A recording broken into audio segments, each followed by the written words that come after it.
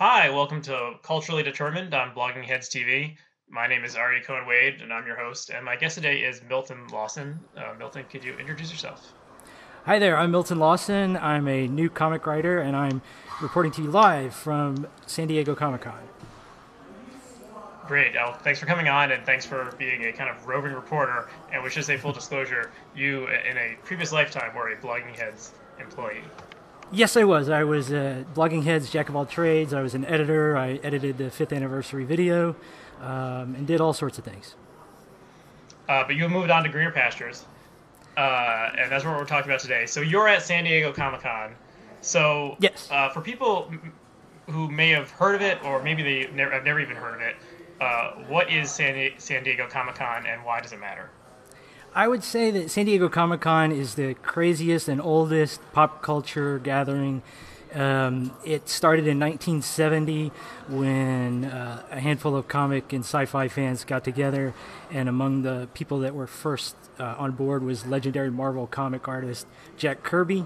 And ever since then, annually, the convention has grown to its gargantuan proportions that it is now.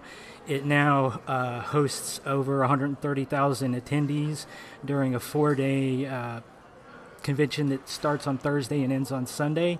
I would say it matters because the sort of just congregation of all the nerd tribes. You've got Hollywood here. You've got publishers here. You've got enthusiasts from all sorts of subcultures, ranging from video games, anime. Like one of my best friends is here. He's an original art collector. So if you're into pop culture with a nerd twist to it, your tribe is here and represented, and there's always something fun and interesting to do.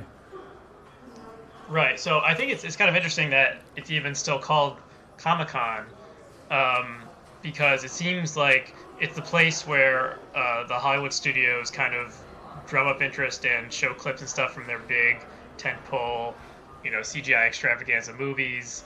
And yeah, the problem. I mean, you can tell me, but what percentage of the con is actually devoted to comic books at this point? It's funny that you should ask me that question because I was curious about the same thing. And thankfully, someone who is a blogger associated exclusively, of all the subcultures, there's even a subculture about the con itself. And Leonard Sultana, who runs a podcast called A Cup of Englishmen in San Diego, Cup of Tea with the Englishman in San Diego. He crunched the numbers and actually found that this year's programming is about 67% comics related. So even though a lot of the energy and a lot of the buzz and a lot of the enthusiasm comes from the Hollywood presence, for example, this morning the big attraction was a Doctor Who panel, and it was held in an auditorium that seats 6,500 people.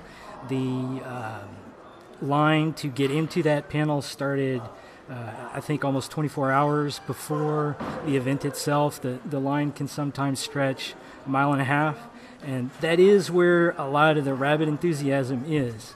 But comics is still very well represented. That's why I'm here. It's still the best convention to go to find out and connect with comic creators, comic publishers, editors, and so forth. Mm-hmm. Okay, that's interesting. I guess maybe that's the popular perception is not capturing what's really happening. But was in that calculation of you said 2/3 is comic related? I would say 2/3 of the official programming in terms of like the panels and just actual events on the schedule. Now, Right. as far as But square does foot, that include like the next Superman versus Batman movie? Is that part of comics, or is that part of movies? no, that would be counted as part of Hollywood, and Okay. Most of the big Hollywood productions are limited. Are mainly exclusively shown in two big ballrooms they have. There's this one that's legendarily called Hall H, another one that's called Ballroom 20. They both host thousands of fans at a time. Science fiction shows like Doctor Who, Supernatural, Game of Thrones, Walking Dead. They have huge presence, and they're the hardest things to get into. So that 67% number is maybe perhaps misleading in the sense that if you walk around the con, you'll see a lot of people wearing stuff from TV shows. You'll see a lot of people in costume from various movies, but there's still a strong comics presence.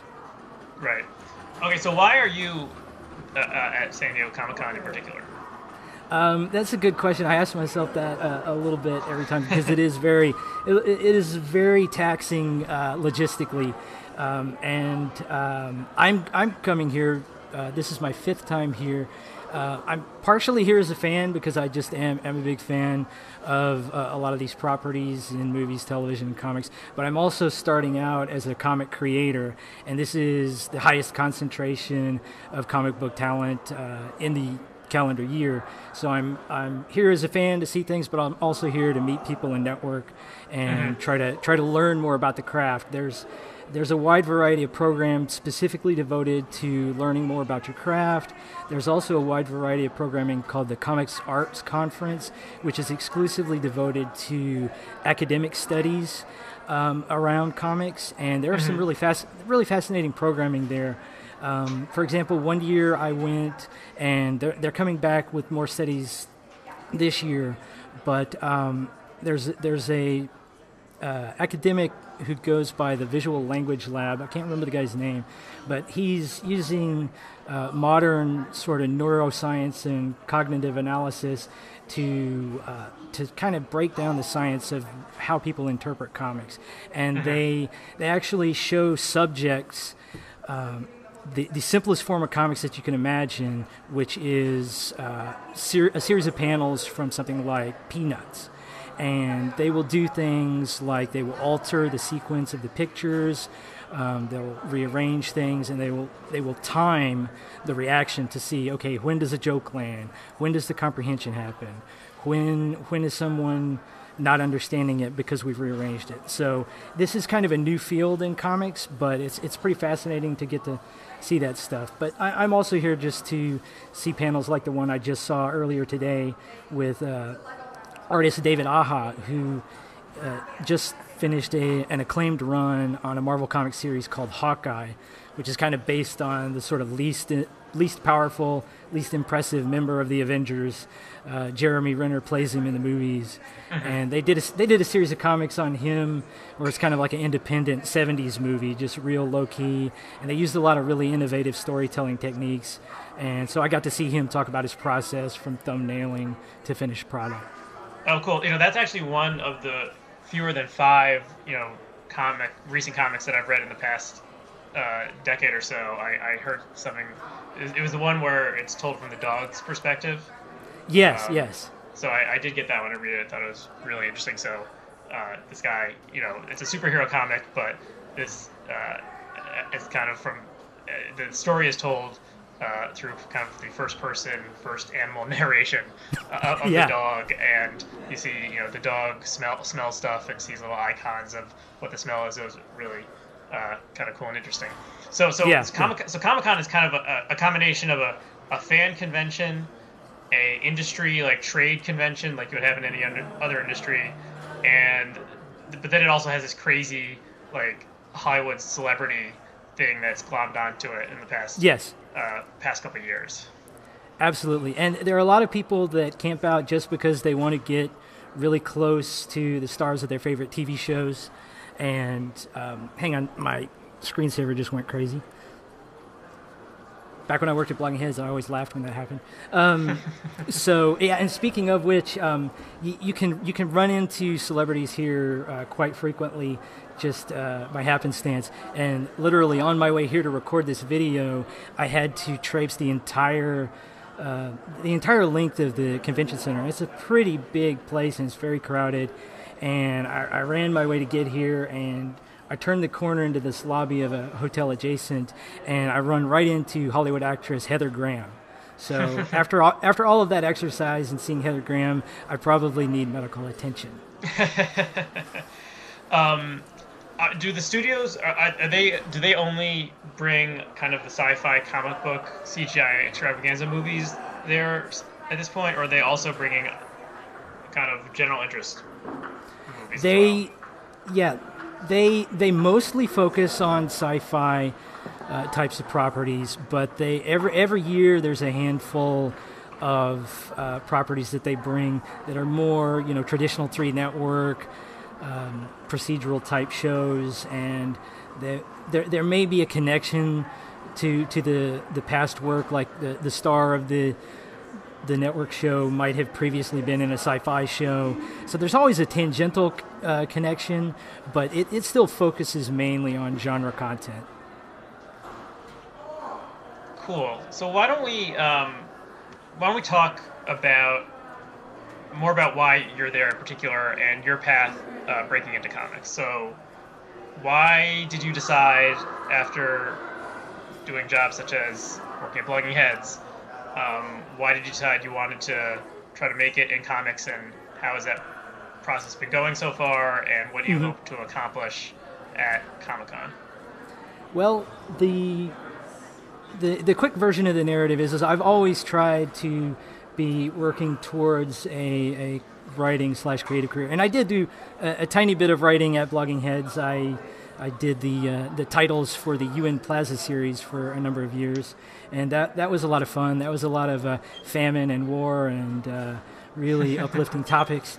But I worked on some screenplays, and I tried to put together a web series, and I was always the kind of focal point in those projects, and it took me a number of failed attempts to realize I just am not good at handling like a large crew of people, a number of actors asking you very good questions simultaneously while you're also trying to figure out the camera angle and in the back of your mind rewrite the script based on the performance you've just seen.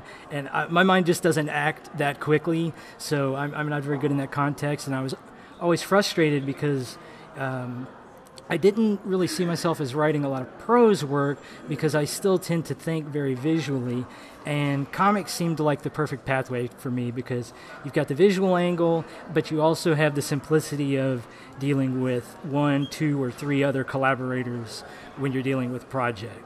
Mm-hmm. And the pathway I have taken, at first I just tried to start writing some comic scripts. I read a few comic scripts and I tried to write them on my own, and they were beyond, they were just terrible. They were beyond incompetent. And I'll make a comparison that comes up frequently. There are a lot of people who have some power and juice in Hollywood who try to get projects sort of backdoored through comics, and they'll take a property that they intend to be a screenplay and try to adapt it into a comic, and it never works. And the reason it never works is just because there's an art and science to what you can put on a page, how many pages can dictate a given sequence. And I had to learn those lessons bit by bit by bit, and I was completely lost at first. So I found this fantastic resource online. There is a school for comics creators in all sorts of disciplines, whether they want to learn how to write, learn how to do coloring, learn how to do illustration. And the school is called Comics Experience, and they have courses happening all the time, and they also have an ongoing workshop. And in the workshop, artists and writers constantly put their work up, post it in a protected forum, and subject it to critiques. And there are peer-level critiques that allow you to see, okay, here are some other people around my same level. This is what they think about what I'm doing. This is what's working. This is what's failing. And they also have hosts who come in from the industry. The school is run by a former editor at Marvel. His name is Andy Schmidt. And if you liked the movie Guardians of the Galaxy, it's partly due to the comics he helped edit. And he has created this fantastic environment for people who want to learn. And professionals come in, critique the arts, critique the scripts. And just through iteration, they give you like monthly homework assignments to write a story or draw a picture based on a certain theme. And through focusing on those really narrow topics, I was able to go from being totally incompetent to being halfway passable. Mm-hmm. Cool. So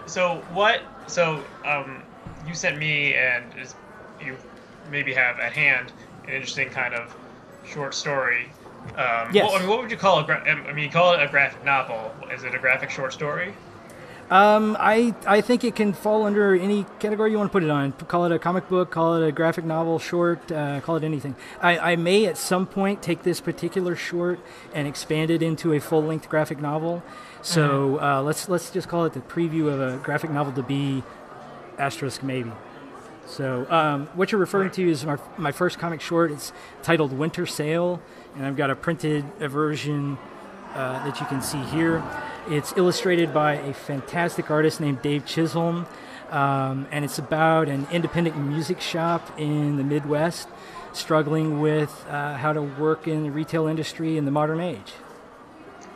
And we will link to it because you've also posted it on your website, and I liked it a lot. And maybe if there's some people who are watching and listening to this who've never read a comic before, this one will go down easy. It's maybe 8 or so pages, and I think you'll probably enjoy it. So this could be a little kind of entry into the world of graphic novels for someone who has never perused one before, but is interested in the genre. So how have you found it? How has it been trying to break into this industry?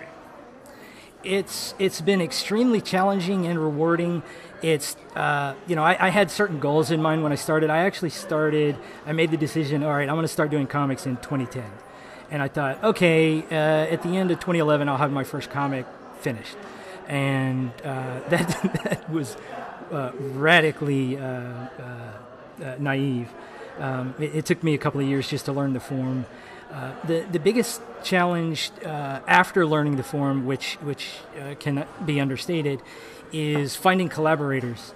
And there's an interesting pendulum that swings in the comic industry in terms of the power level between the artist and the writer. And there have been certain decades where the artists have been dominant, like the 1990s.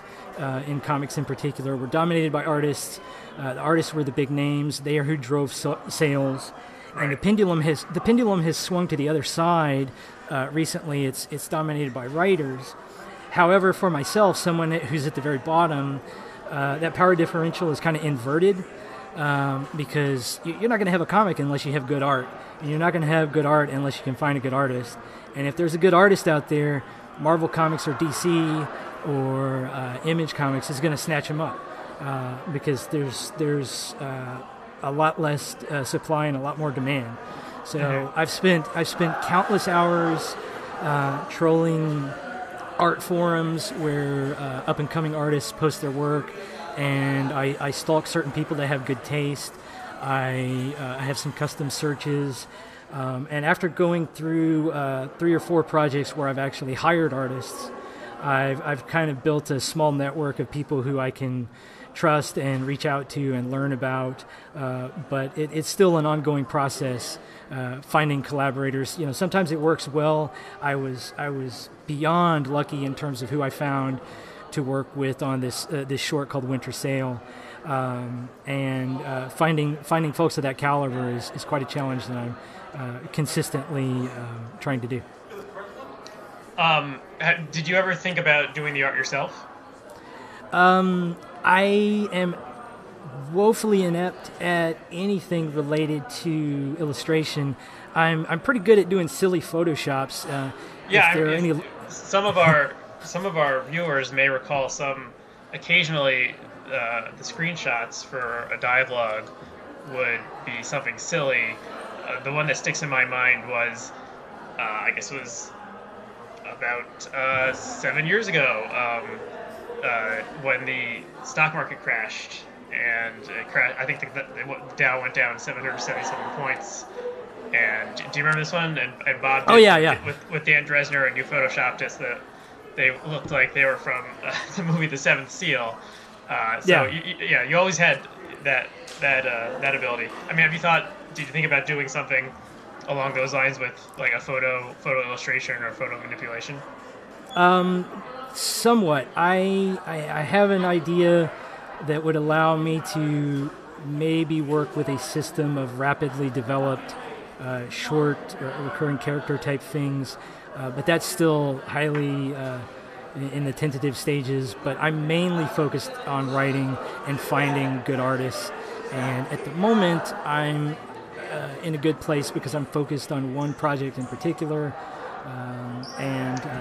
I'm not at liberty to disclose when it may be released, but it has found a publisher, and it's in the science fiction genre, which is kind of more my first gear. My second gear is doing independent stories like Winter Sail, but most of the things I work on are science fiction, and I'm working with an artist to deliver that. And hopefully after that particular project concludes, I'll be able to reach out and find even more art friends to have my next project. Mm-hmm. Do you see a difference between writing in a realistic style, which is what Winter Sail is, and writing in kind of the more traditional comic book, sci-fi, supernatural occurrences style? Yes, very much so. One of the things that I've learned in the workshop is just how radically different certain genres can be. One of the homework assignments they gave us was a superhero comic. And I would love to one day write a superhero comic for one of the mainstream publishers. It's not my primary focus. I would rather work on original pieces, but I would definitely like to work on licensed property at some point. And I learned through just a very simple exercise in which they had us combine a character that's a known character and put it in a completely unfamiliar environment. And the first story I wrote in the superhero genre was insanely difficult, probably the second most difficult thing I've ever had to write in the workshop. But I was relieved at the end because it was appreciated. One of the professionals in the forum gave me some kudos on it, and he said, he kind of jokingly said, "Yeah, this stuff's a lot harder than it looks, isn't it?" And I absolutely agreed. It was absolutely taxing because it's such a well-known genre. All of the tropes have been exploited infinitely, and to find a new take on that format is quite a challenge. Mm-hmm. Okay, why don't we talk a little bit about... Well, I'll let you decide. Do you want to talk more about the con itself, or do you want to talk about your blog post about revolutions in comics? I guess we could go with the blog post. The con has really only just started, so I have very few anecdotes that I can convey other than I started out seeing the panel celebrating the 75th anniversary of the Superman radio drama. And this is a very interesting piece of American pop culture history because a lot of what we consider fundamental core elements of the Superman character actually originated not in the comics, but on the radio program. Huh. That's where it's a bird, it's a plane. Isn't that where that originally came from? Yeah. That's where It's a Bird, It's a Plane comes from, and that's where Kryptonite came from. And the history of it is somewhat in dispute, but the convenient version of the story is they needed something to let the Superman voice actor have a 2-week vacation, but keep the program running. So they invented Kryptonite to sort of put him in a situation where he's depowered and unable to help the day for a couple of weeks. Oh wow, that's amazing. And then the other thing... Now Kryptonite is like something that everyone, whether you know anything about Superman or not, you know about. Just it's become like a metaphor for the thing that can take all your power away, and everyone knows Kryptonite. Interesting. Okay, so why don't we talk a little bit about your blog post, which we'll link to. So you see a lot of change in the comics industry over the past half decade. You identified 4 different areas. I think why don't we start talking about, let's go with the ownership one. So Sure. So traditionally, the majority of comics that people read were put out by 2 big companies, DC and Marvel. And then there started to be some independent ones in the 90s. A big one was called Image. But there always were kind of small press people basically, spending their own money and putting it out there. And then the ability for creators to own their own properties and were has really changed. Where before, all the classic characters from DC and Marvel that we know and love, like Superman and Spider-Man and Batman, these were all done under contract, and often the creators, were paid very poorly for them, and in some cases, they have been compensated in recent years, or their estates have been compensated because they're no longer alive, like Jack Kirby. So, why don't you talk a little bit about how ownership has changed in comics? Yes. In general, I found I happened to make this commitment to work in comics at a really pivotal time in the history, because if you look back over the past 5 years and compare a number of aspects of the industry to where it was 5 years ago, there have been very significant changes in ownership. The change there really started in 2008. Robert Kirkman, the writer who's famously known for the comic The Walking Dead and the television show adaptation, he posted a manifesto video on the web, basically a call to arms, trying to convince sort of the middle layer of talent in the big two publishing companies to address their frustrations with their creative limitations, to address their frustrations with their financial compensation by making the switch to going full-time to creating original properties. And at first this pledge was kind of seen as a little bit self-serving. In addition to being one of the leading creators for Image Comics, Kirkman is also one of the executives. And they said, okay, yeah, it's convenient for you to say this to try to poach our talent. But in actuality, what has occurred over the past 5 years, in 2009, there was a book published named Chew, which I've got a copy of here, which has a really bizarre premise, but it's a hilarious book about an investigator who solves crimes by consuming organic material. And it's just it takes place in a post-apocalyptic food apocalypse where the avian flu has created a situation where chicken has been outlawed, and the FDA is the primary governmental organization. Mm-hmm. And this crazy book that's just brimming with imagination in all corners just set the sales chart on fire. It was reprinted multiple times, and other comics creators took a look at that and said, hey, these guys are doing what they want to do on their terms, and they're not selling as many books as, say, like the 15th most popular Marvel or DC title, but there is no corporate overhead that they're dealing with. So they're actually making more money personally, or the same money, and they own their books. And as the books go into reprints and into collections, and as the books get adapted into animated pictures or movies or television series, all of those rewards come directly to them. So after Chew, there was a book called Saga, which was just a gangbuster success. And once that book hit the market, it was a deluge. And a lot of the big names for Marvel and DC started saying, hey, I want in on this. And there are a dozen just really high-profile, talented creators who are publishing their own thing. They're either doing it through independent publishers like Image or Dark Horse, or in some cases they're just doing it directly online. Mm-hmm. And I think didn't Marvel have a creator-owned imprint? Yes. At some point?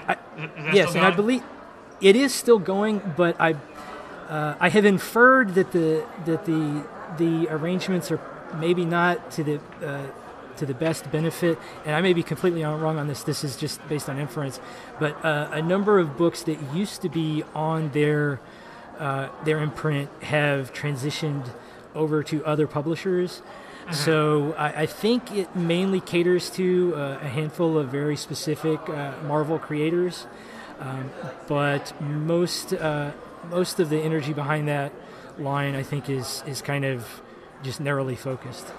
Mm-hmm. Yeah, I think this is interesting because, in most media industries, there's been consolidation, not splintering. well, maybe I'm overstating things, but you can think like, in book publishing, you know, like there was this huge consolidation and all the imprints were bought up until it became Random House merged with Penguin. The two biggest merged together, and you know, this idea that there would be a revolt against the giant powers that be seems a little counterintuitive.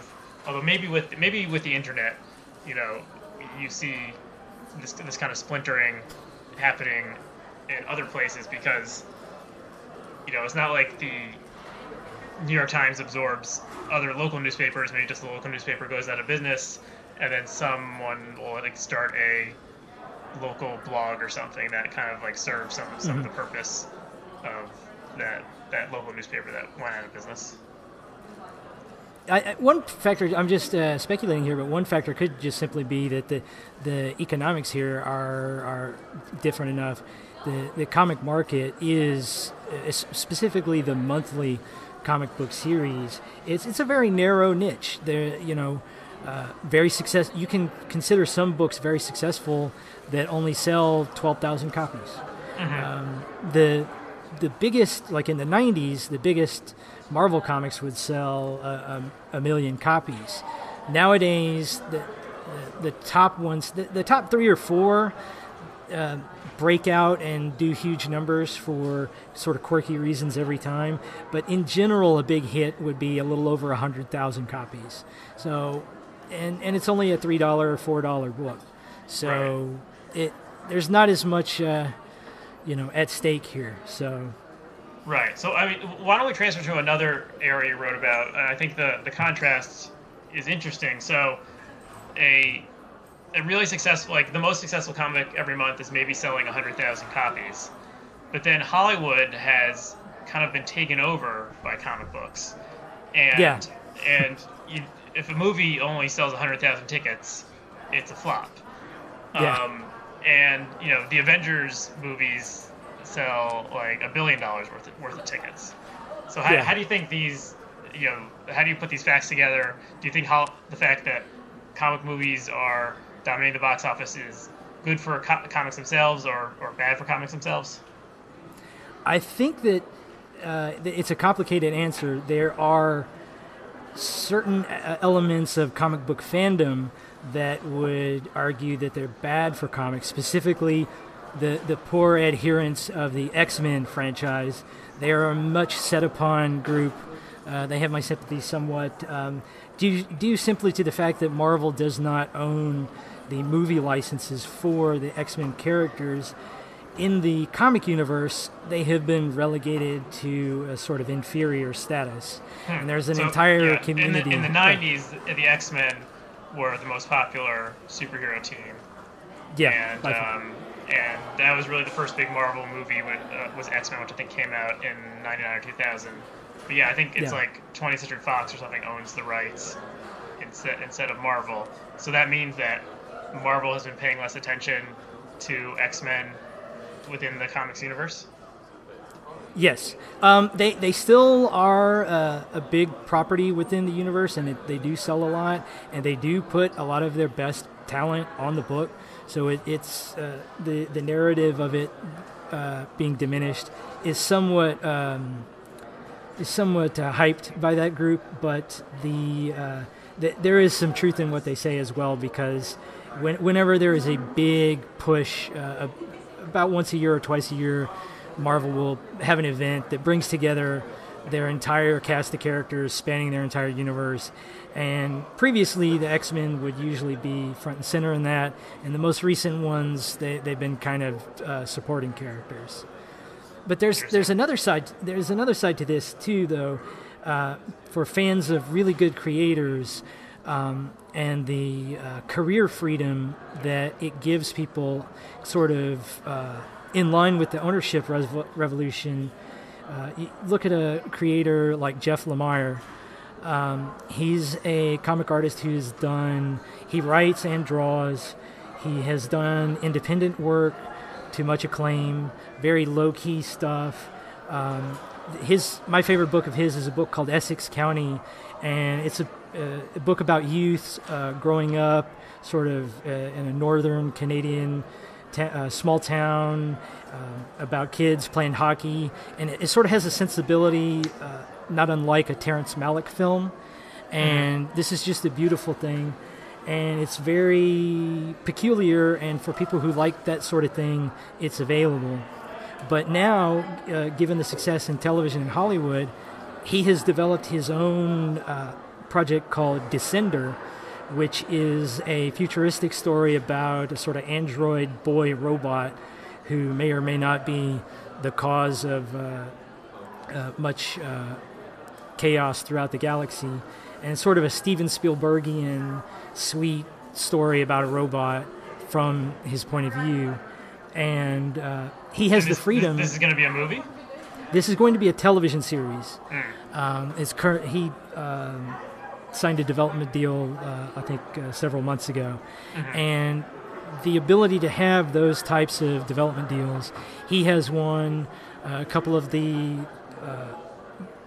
best-known creators in independent comics and mainstream comics is Matt Diffraction and Kelly Sue DeConnick, and they have partnered into their own studio and or their own label. I'm not sure it would be called a studio, and they have multiple television and film adaptations being worked on, and this frees them up because these people used to work exclusively on B-level and C-level Marvel characters, and in the case of Matt Fraction, he's a guy that's so talented he can take a C-level character like Hawkeye and turn it into something brilliant.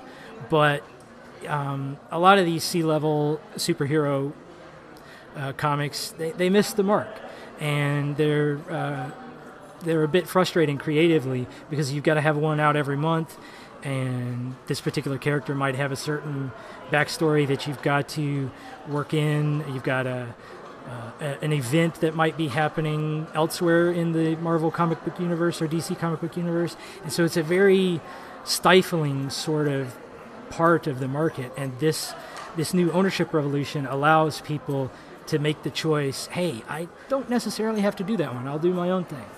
Right. Now, maybe here's a question that maybe you could decline to answer if you don't want to. I mean, would you want to write for a big superhero comic at DC or Marvel? Is that kind of like seen as, the big leagues still? Of like that's you're making it if you're writing Spider-Man? Is that a goal of yours or not? It is a sort of midpoint goal of mine, and I would consider it like a tree branch in a scenario of if that opportunity were able to happen for me, I would relish it and do everything I could to make it the best I could. However, a lot of comic book career trajectories right now are you get some sort of following based off of independent work, then you graduate, so forth, to doing a sort of C-level, D-level character for someone like Marvel or DC. And then once your name might get recognized, you can go back to doing independent work and either do that simultaneously with creator-owned work or focus exclusively on Marvel. There are a number of characters from the Marvel and DC canon that I would love to get my hands on, but of course I would tend to be the kind of guy who would do really crazy and outlandish things with them, so they might not get approved. So I would like that opportunity. Okay, well, I hope you will get it someday. Do you want to talk about diversity or digital, or should we move on to something else? I think we could do a quick little bit on both of them. I'll try to narrow it down. The diversity thing is quite simply, it's mostly focused on the content, but it's also true behind the scenes. As short as 2011, there were a lot of signs that there were demographic problems with the comic book readership. There was a famous market research study handled by Nielsen at the behest of DC Comics to study what was the readership, because there hasn't been a lot of analysis of who buys comics. And what they found was that it was 93% male, and there was only about 6% of people who were new readers, and that seemed to be a death spiral, and that seemed to be quite a cause for concern. And then you combine the readership problem with the fact that that particular audience was sometimes pandered to with really cheesy and salacious pictorial content, and made some of their female characters look really outrageously objectified. Mm-hmm. And there was a lot of pushback, and they were losing a lot of potential female fans because of this. And there were some really prominent examples, and there were some sort of internet campaigns behind protesting given pieces of art. And through my perception, over the past 5 years, the editorial teams have heard these complaints and responded. They have redesigned a number of their feminine superheroes into more realistic and interesting costumes that still look cool, still look like superheroes, but they're not objectifying. Mm-hmm. And once they made the first few steps with that type of aesthetic, the sales just went off the charts, and the creators who promoted those kind of books were celebrated by a new range of fans.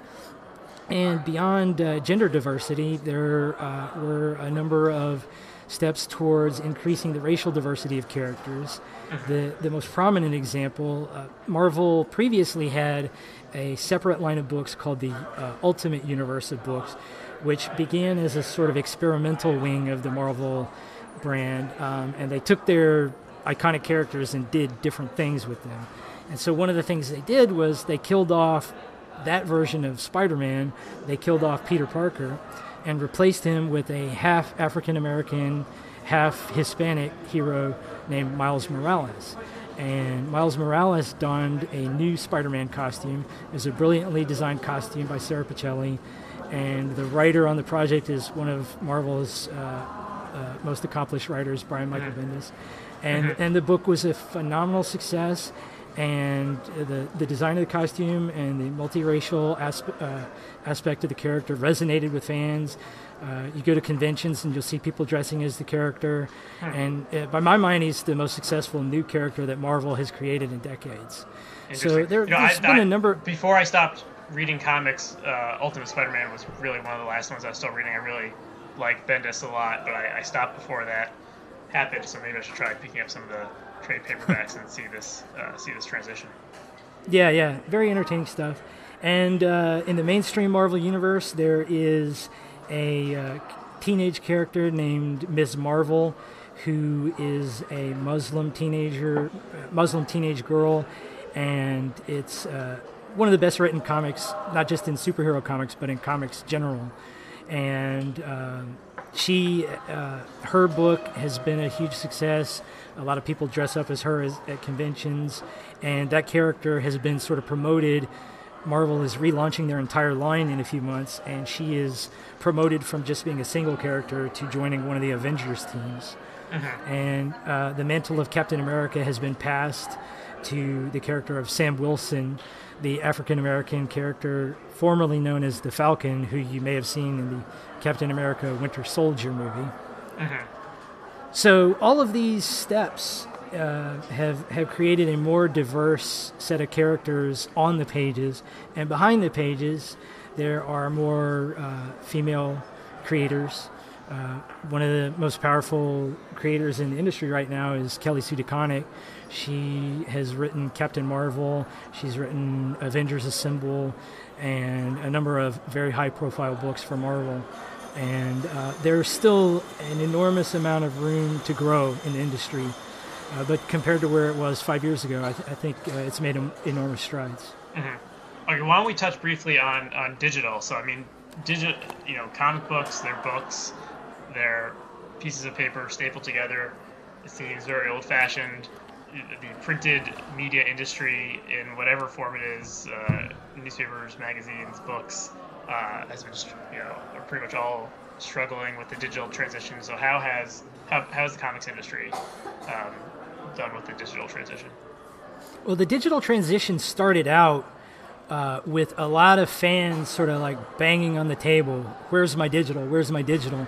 Because ever since Napster, the expectation of digital content has been set for people. And when the iTunes Store was so successful in transforming the music industry, a lot of observers, like between 2008 and 2010, were looking at the comic industry and wondering why they were taking so long to sell their books digitally. And there was a lot of hesitation in selling digitally because, like I've said previously, the economics are just very narrow, the profit margin is very thin, and the relationship between the comic book publishers and the main distributor and the retail channels that sell the books is very precarious.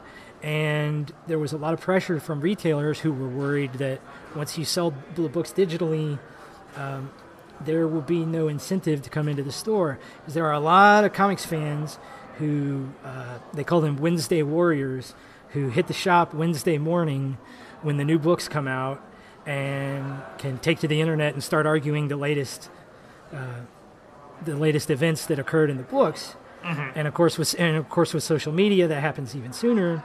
And so the retailers were worried, like, hey, you're going to start selling these things at midnight. By the time my store opens at 10 a.m., the fact that Wolverine was killed, spoiler, is already, old news. So there was a lot of... It just seems so antiquated, even though this is, in a world where you can get something from Amazon delivered to your house within 48 hours and everyone has a smartphone. The idea that you would drive to a store to buy these pieces of paper, on a specific day, even though that's what people were doing 5-10 years ago, it does seem very antiquated at this point.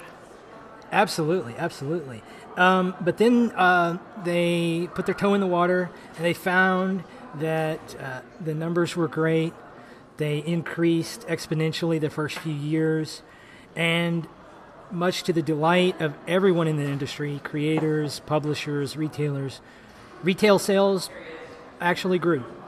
And I think there are a lot of reasons for that. Like, just anecdotally myself, I would get frustrated when there would be a snafu in the publication process, and let's say you're following Hawkeye, and for whatever reason, number 11 got delayed a month, and you didn't go to the store that month, and it was sold out by the time you got there. By the time number 12 came out, if they didn't have a back issue available, comic nerds are notoriously completists, and I'm definitely one of them. I want to know what happened in number 11. Right. So digital would supplement the retail experience because, hey, if you've got a gap, go buy it digitally. Mm-hmm. So how are people viewing digital comics? Is it kind of like they're using a tablet to kind of read it and flip the pages that way, or are they looking at it on a regular computer screen, or is there some other... There's no equivalent of the Kindle, I assume, for comics. No, but I believe that there are some Kindle-friendly comics already made, but the answer to how it's being consumed is sort of all over the place. The primary method is through the iPad, but even or other tablet devices. But even within that space, you've got two radically different experiences that occur because a number of books are processed in a way to where you can either choose to read the book at the full page to fill up your tablet screen, or you can have what they call guided view, and it zooms in on a panel-by-panel basis, and you can consume the story that way. And if you look at guided view, that's a little more friendly towards a phone device. Mm-hmm. So there are ways to consume this regardless of device. And in addition to the ways that traditional comics can be consumed, there's the start of a creative revolution in terms of how you present a comic when you have new technological capabilities at your fingertips. Mm-hmm. And there have been attempts in the past to do what they call motion comics. And motion comics were really just bad animation. They were not very entertaining. The ones that I saw always looked pretty lame to me. Yeah. They were very, creatively stifling, they didn't, the fundamental problem with them is that they just weren't comics.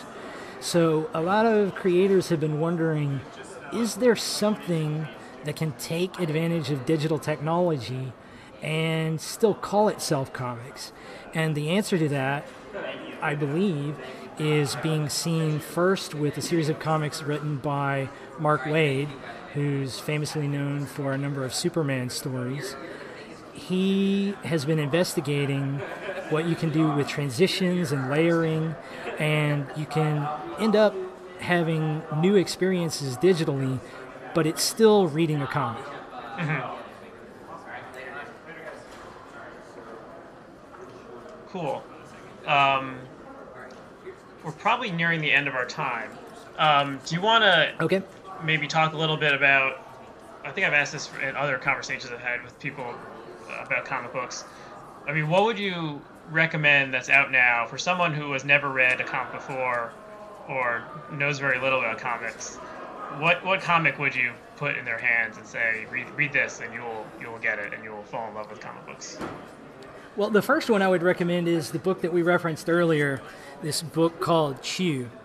It's a comedy. It's bizarre. It has a sense of humor. It is packed with Easter eggs in the background, illustrated by the artist, inside jokes, and it's got a little bit of a kind of almost superhero-y type of vibe, in the sense that the detective in the case has a form of superpowers, but you find that sort of thing on network television as well. So you've got the grounded nature of like a procedural investigation. There are various food-related crimes and food-related powers, and like, for example, one of the characters is called a Sabo Scrivener, and what a Sabo Scrivener is able to do is anything that person writes, anyone who reads it has the experience of experiencing what it's like to eat the food that was described. So there's another character who cannot eat food without having horrific experiences. So they're quite a match made in heaven. Another comic I would recommend, which would be a segue for film fans, if you liked the movie Fight Club, the author of the original book that the movie was based on is writing a graphic novel sequel, appropriately titled Fight Club 2. And in Fight Club 2, we get to see what is happening to the character that used to be played by Edward Norton, and see what 10 years of age and domestication does to him and his alter ego, Tyler Durden. Interesting. Another comic I would recommend, which I would describe as a sort of crime movie mashed up with the television drama Friday Night Lights, and it's called Southern Bastards. It's about a crime boss in a small Alabama town who happens to also be the head football coach. And I'm showing some pictures here of what the art style is like. So if you're a fan of Friday Night Lights or the original deep-fried exploitation Southern walking tall genre, you can be entertained by that. I think fans of Blogging Heads, the thing I would most recommend to them is a graphic novel series called March, which is a series of biographical comics co-written by Congressman John Lewis, in which he chronicles his history with the civil rights movement, from its inception to the lunch counter protests, to the freedom rides, to the March on Washington. And the congressman is actually here at Comic-Con, and I hope to be attending the panel that he will be at later this week. Oh, wow, that's awesome. It's a fantastic series. It immerses you in the details of the civil rights movement, the quiet moments, the behind-the-scene moments from John Lewis's point of view. And it's rendered by a just extraordinarily gifted artist who has an iconic and cartoony style. So it's got a bit of a timeless quality to it. And if it's not already a textbook in high schools and middle schools, I think it will be in the future when the series is concluded. I think the final book in the series is going to be released next year. Cool. When you had a recommendation for Blogging Heads viewers, that reminded me that I have a possible recommendation for Blogging Heads viewers, which is something I read a couple years ago, Ex Machina or Ex Machina. Have you read that one? I've read most of it, not all of it, but yeah, that is a fantastically interesting story. Right, so just basically the plot of that one is, it takes place in the real world, and then there's one person who has superpowers, and on September 11th, he stops the second plane from crashing into the second tower.